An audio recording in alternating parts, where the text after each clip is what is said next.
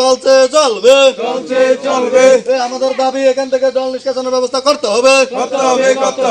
আমাদের দাবি এখান থেকে জল নিষ্কাশনের ব্যবস্থা করতে হবে তাহলে অবিলম্বে অবরোধ তুলে যাবে না অনির্দিষ্টকালের জন্য অবরোধ চলবে যেভাবে হোক এখানে যে আমাদের জল জমে আছে আমাদের শ্রমিক ভাইয়েরা গাড়িগুলো চালাতে পারছে না এই জন্য আমাদের অবরোধ চলবে এই শ্রমিক ভাইয়েরা জিন্দাবাদ মানছি না মানবো না কারোর কথা শুনবো না জল নিষ্কাশনের ব্যবস্থা করতে হবে জল নিষ্কাশনের ব্যবস্থা করতে হবে না হলে অবিলম্বে অবরোধ চলবে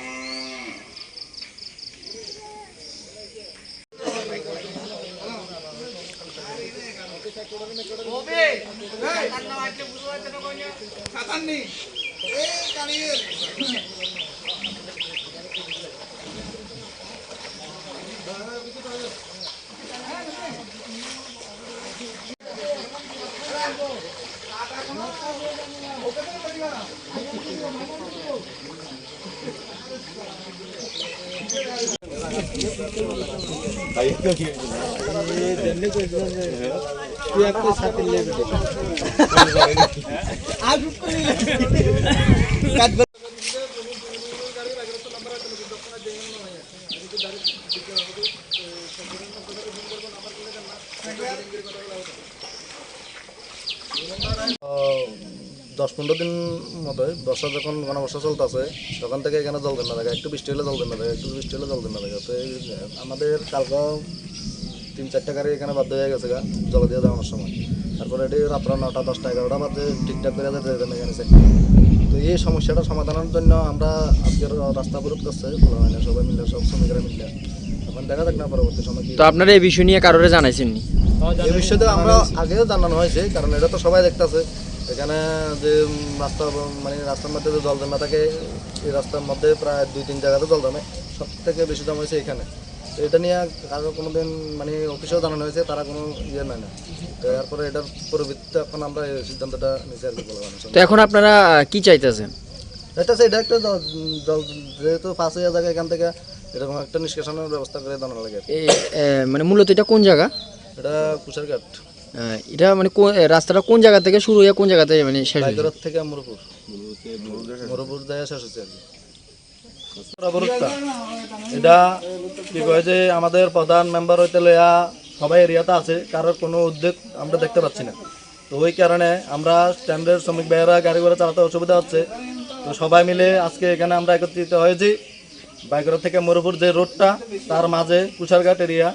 তো ওখানে আমরা সবাই মিলিত হয়েছি আমাদের যে গাড়ি ঘোড়া চালাতে অসুবিধা হচ্ছে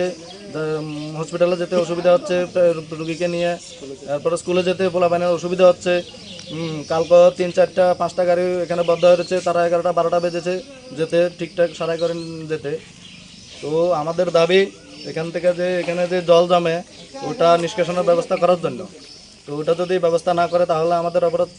এভাবে চলতে থাকবে অনির্দিষ্টকালের জন্য তারা যদি ইমিডিয়েটলি এই সারাই কাজটা না করে দেয় তাহলে আমাদের অবরোধ চলবে গাড়ি চলার রাস্তাটা মানে মানে ওটা তো ও যে রাস্তা বাইকরা থেকে মুরপুর যে রাস্তা ওটার জন্য আমরা অ্যাপ্লিকেশন দিয়েছি বলছে ওটা রাস্তাটা হবে এই রাস্তা এখনো পর্যন্ত হয়নি একটু কদ্দুর কাজ করেছে আমাদের বাসতলী এরিয়া প্লাস কুশারঘাট স্কুল এরিয়াতে একটু কদ্দুর কাজ ধরেছে আবার বাধ্য করে রেখেছে কী কারণ কী আশেপাশে ওটা তো আমরা জানি না তো এখন আমাদের যে বর্তমান অবস্থা ওটা আমাদের চিন্তাধারা করতে হবে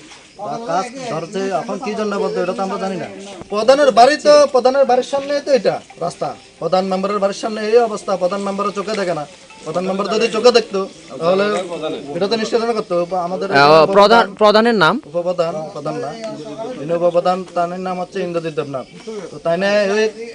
একজন জনপ্রতিনিধি হওয়া সত্ত্বেও তাইনের এরিয়াতে তাইনের বাড়ির সামনে কেন এই অবস্থা, এটা তো তাইনে এটা নিয়ে কোনো উপরে কথাবার্তা কইছে না। যদি তাইনে কইতো তাহলে আমাদের এই শ্রমিক ভাইয়েরা এইভাবে আজকে গাড়ি না চালিয়ে কষ্ট ভোগ করতো না। এই জায়গাটার নাম কি? তুষারঘাট।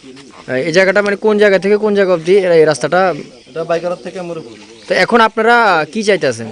আমরা চাইতেছি যেভাবে হোক এটা ইমিডিয়েট গাড়ি চলাচলের ব্যবস্থা করে দেওয়ার জন্য। এটা আমাদের প্রশাসনের কাছে চাইতেছি, এসডিএম এর কাছে চাইতেছি, পিডাব্লিউডির আন্ডারে পিডাব্লিউডির কাছে দাবি রাখতেছি